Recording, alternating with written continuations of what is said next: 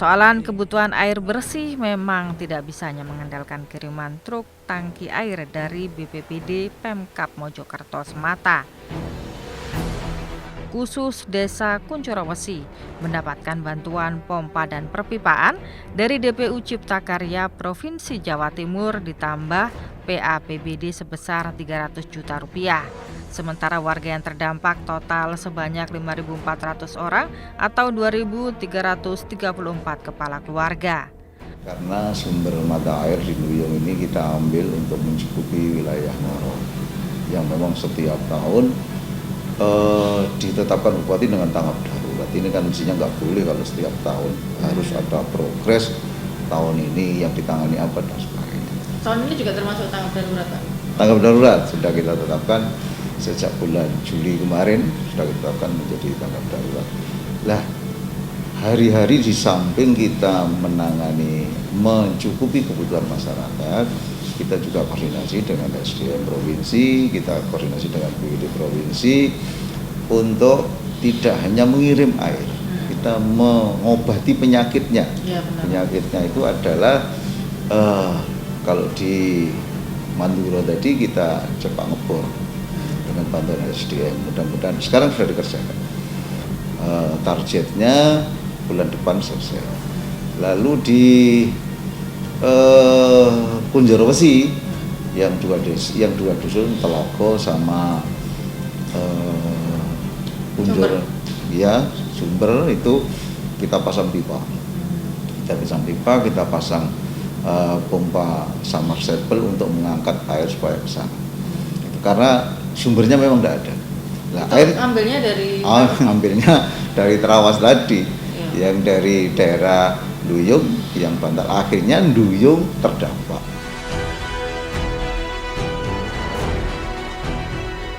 Soal kekeringan yang terjadi di Desa Kunchorowesi ditelaah khusus oleh sejarawan dan arkeolog Dwi Cahyono dari Universitas Negeri Malang. Dwi Cahyono tertarik dengan adanya nama kampung sumber dan telaga di Desa Kunchorowesi di lereng Gunung Penanggungan yang justru di sana tidak ada sumber air sama sekali. Dari toponimi, bidang keilmuan linguistik, asal-usul penamaan tempat wilayah berkaitan dengan sejarah, mitos atau legenda, bisa disimpulkan di lokasi tersebut jika diteliti lebih lanjut penamaan kampung tersebut asal-muasalnya bisa jadi merupakan lokasi sumber mata air. Karena warga zaman dahulu pastinya saat mencari tempat tinggal akan mencari yang dekat air sebagai sumber kehidupan.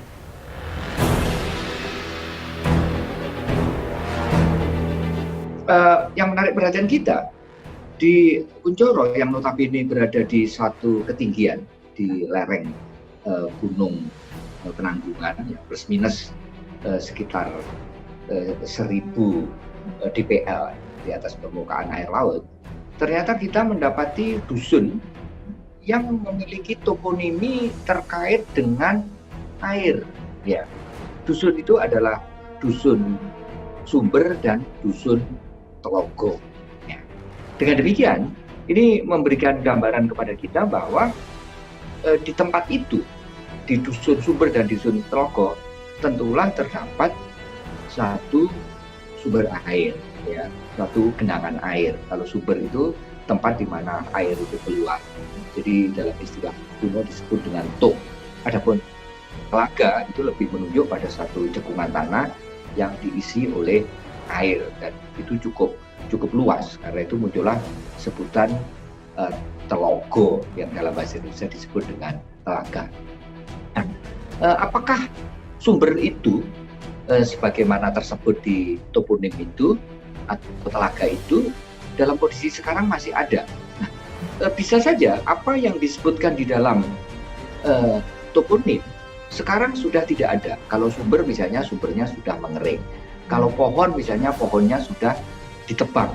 Dulu merupakan pohon yang tumbuh dominan di satu tempat. Tapi sekarang satu pun tidak bisa kita dapati, ya, di areal itu. Ini bisa saja terjadi karena adanya perubahan lingkungan.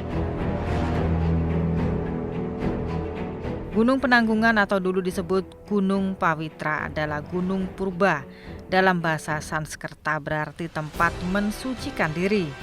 Dahulu sumber mata air di Gunung Penanggungan masih banyak ditemukan dengan cara menjaga hutan-hutan yang ada dan tidak melakukan eksploitasi penebangan kayu dan pembangunan pemukiman di atas gunung.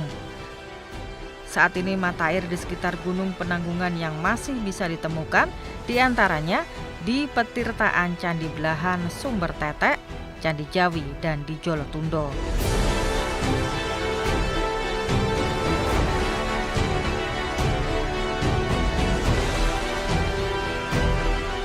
Yang menarik perhatian kita begini, Penanggungan itu kan merupakan gunung purba ya, gunung purba. Nama kunonya adalah Gunung Pawitra.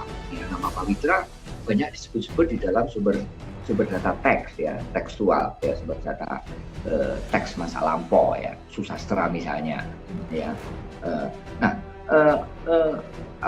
Kata Pawitra itu seringkali memang dihubungkan dengan air, terutama air kehidupan, sehingga muncul sebutan Tirta Pawitra atau lebih panjang lagi adalah Tirta Pawitra Sari gitu ya. Nah, kata Tirta Pawitra Sari, nama Pawitra ini menjadi nama untuk Gunung Penanggungan, sehingga Tirta Pawitra itu adalah air yang keluar dari Gunung Pawitra.